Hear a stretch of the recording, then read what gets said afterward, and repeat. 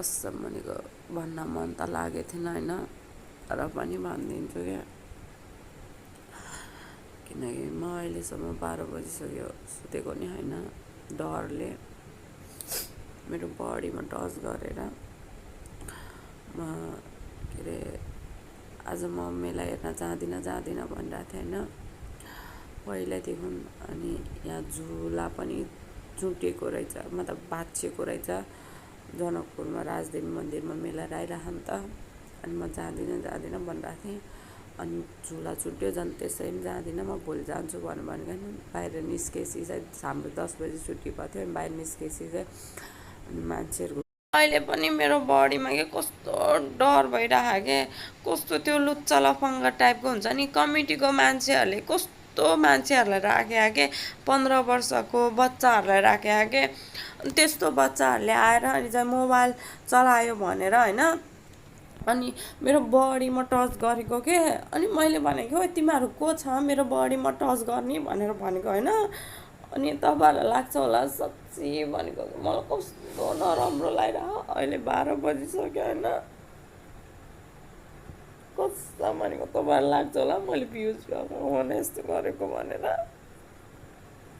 कसम भनेको सेफै छैन क्या यो जनकपुरमा।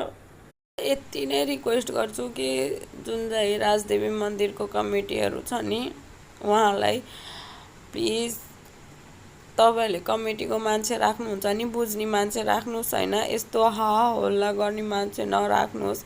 हामी पनि घुम्न आउँछौँ बाहिरबाट होइन,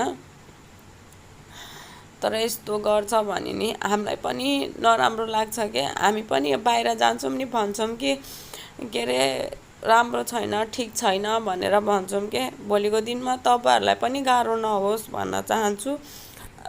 मतलब कसैले पनि राख्नुहुन्छ नि बुझेर राख्नुहोस् होइन, यस्तो चाहिँ नगर्नुहोस्, किनकि अहिले आएर मलाई नै अनसेफ फिल भइरहेको के, कमिटीको मान्छे दिएन क्या। त्यो पछि त्यहाँको मान्छेहरूले भन्यो होइन छोडिदेऊ भनेर भन्यो होइन, तर मैले छोडिदिएँ। अहिले मलाई कस्तो नराम्रो लागिरहेको क्या, आई डोन्ट लाइक, कसम भनेको मैले यो भ्युज कमाउनको लागि गरेको होइन, मलाई यस्तो भएर मैले भनेको। मैले आजसम्म कसैलाई पनि उस गर्दिनँ।